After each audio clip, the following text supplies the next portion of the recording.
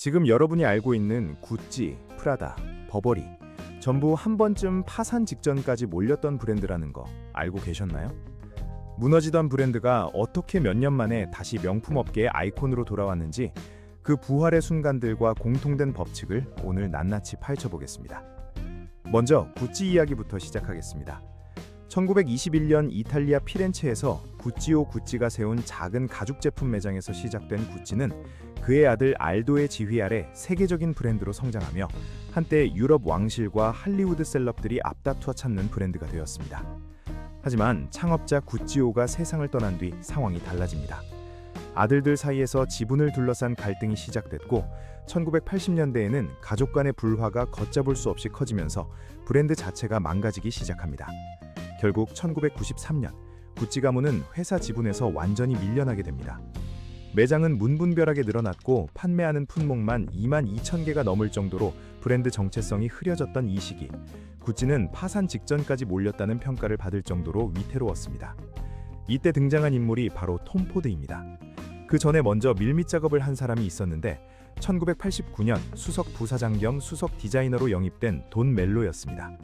그녀는 1000개가 넘던 매장 수를 180개로, 판매 품목을 7000개로 대폭 줄이며 브랜드의 독점성을 되찾는 작업을 시작했고, 여성 기성복 컬렉션을 맡기기 위해 당시 무명에 가까웠던 디자이너 톰 포드를 고용합니다. 1994년 크리에이티브 디렉터로 정식 임명된 톰 포드는 구찌의 1970년대 아카이브를 다시 파고들어 클래식하고 올드했던 이미지를 도발적이고 관능적인 스타일로 완전히 뒤바꿨습니다. 결과는 놀라웠습니다. 톰 포드가 지휘봉을 잡은 1995년부터 1996년 사이 구찌의 매출은 90%나 증가했고 1997년에는 1994년 대비 매출이 3배로 뛰었습니다. 1999년에는 브랜드 가치가 43억 달러까지 치솟았고 톰 포드가 구찌를 떠난 2004년에는 구찌 그룹 전체 가치가 100억 달러로 평가받았습니다. 파산 직전이던 브랜드를 단 몇 년 만에 명품업계 최고의 화제작으로 만든 겁니다. 하지만 구찌의 위기는 여기서 끝이 아니었습니다.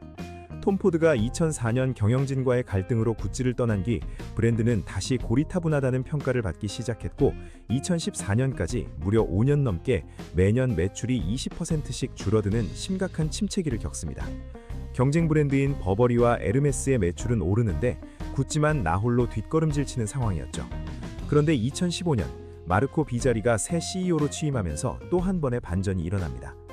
비자리는 12년 넘게 액세서리 디자이너로 일했지만 대중에게는 무명에 가까웠던 알레산드로 미켈레를 크리에이티브 디렉터로 전격 승진시켰고, 미켈레는 동물과 꽃 모티브, 화려한 색감과 자유분방한 스타일을 활용한 파격적인 디자인으로 젊은 세대의 마음을 사로잡았습니다.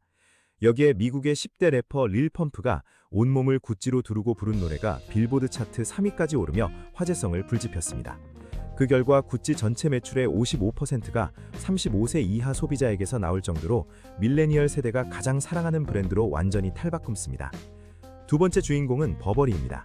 1856년 영국에서 토머스 버버리가 설립한 이 브랜드는 비가 잦은 영국 날씨 속에 가볍고 완벽하게 방수되는 원단인 게버딘을 개발하며 명성을 쌓았습니다.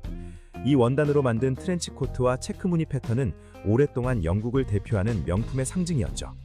하지만 1990년대 들어 위기를 맞습니다. 너무 클래식한 느낌이 강했던 디자인이 오히려 발목을 잡고 젊은 세대에게 외면받으며 브랜드가 늙어간다는 평가를 받게 됩니다. 1998년 사명을 버버리스에서 버버리로 바꿔봤지만 상황은 크게 달라지지 않았습니다. 버버리는 2001년 구찌와 도나 카런에서 활동했던 디자이너 크리스토퍼 베일리를 크리에이티브 디렉터로 영입하며 반전을 시도합니다. 베일리는 버버리 특유의 전통을 살리면서도 잘게 자른 가죽과 금속 장식, PVC 같은 새로운 소재를 접목하고 영국 특유의 펑크 감성을 더해 실험적이고 젊은 이미지로 브랜드를 재정비합니다. 동시에 최고가 컬렉션인 버버리 프로썸과 캐주얼 라인인 버버리 브릿을 새로 선보이며 제품군도 넓혔죠. 여기에 2006년 새로 취임한 CEO 안젤라 아렌츠가 취임 직후 회사 전체를 디지털 방식으로 전환하고 온라인 쇼핑 경험을 강화하면서 버버리는 전통과 혁신을 동시에 갖춘 브랜드로 완전히 이미지 변신에 성공합니다. 훗날 구찌가 부활할 당시에도 버버리는 무려 20년 만에 로고를 바꾸는 승부수를 던지며 명품업계 전체가 서로의 성공 공식을 벤치마킹하는 흐름을 만들어내기도 했습니다. 세 번째는 프라다입니다. 1913년 마리오 프라다가 이탈리아 밀라노에서 세운 이 브랜드는 원래 가죽 가방과 여행용 액세서리를 이탈리아 왕실에 납품하던 조용한 브랜드였습니다. 1970년대 중반, 루이자의 딸이자 마리오의 손녀인 미우치아 프라다가 사업을 물려받았을 당시 회사는 파산 직전 상황이었습니다. 밀란 대학교의 정치학을 전공하고 여성 인권 운동에 활발하게 참여했던 미우치아는 패션을 전공하지 않은 독특한 이력의 소유자였는데 이게 오히려 전화위복이 됩니다. 여기에 사업 파트너이자 훗날 남편이 된 파트리치오 베르텔리가 합류하면서 변화는 더 빨라집니다. 1970년대 중반, 미우치아는 군용 파라선이나 텐트용 등으로 쓰이던 방수 원단 포코노 나일론을 가방 소재로 사용하는 파격적인 시도를 합니다. 당시 명품 가방은 가죽으로 만드는 게 당연한 공식이었기에 기존 패션계는 하이패션의 품격을 떨어뜨린다며 싸늘한 반응을 보였습니다. 미우치아는 훗날 인터뷰에서 당시 패션계가 너무 부르주아적이고 지루했기에 오히려 나일론이 흥미롭게 느껴졌다고 회상하기도 했습니다. 시장의 반응은 정반대였습니다. 가볍고 실용적이면서도 오염에 강하고 형태가 잘 유지되는 이 나일론 가방과 토트백은 전 세계 백화점과 부티크에서 불티나게 팔려나갔고, 프라다는 이 제품 하나로 파산 위기를 벗어나 명품 브랜드로서의 기반을 다시 다질 수 있었습니다. 이후 프라다는 1988년 여성복, 1993년에는 세컨드 라인인 미우미우까지 선보이며 사업을 확장해 나갔습니다. 여기까지 구찌, 버버리, 프라다 세 브랜드의 이야기를 살펴봤는데요. 신기하게도 이들의 부활에는 공통된 공식이 보입니다. 첫째, 위기의 순간마다 과감하게 외부 인물을 영입해 창의적 리더십을 전면 교체했다는 점입니다.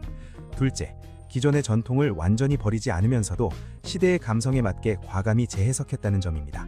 셋째, 낡은 이미지에 갇히지 않고 새로운 소재나 유통 방식, 디지털 기술 같은 파격적인 시도를 두려워하지 않았다는 점입니다.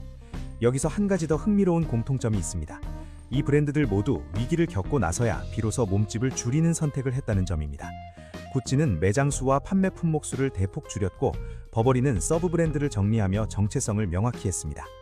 화려해 보이는 명품 브랜드일수록 오히려 문분별한 확장이 위기의 원인이 되고, 반대로 과감한 축소와 선택과 집중이 부활의 발판이 됐다는 점은 시사하는 바가 큽니다. 결국 명품 브랜드의 부활은 화려한 로고나 오랜 전통만으로 이루어진 게 아니었습니다.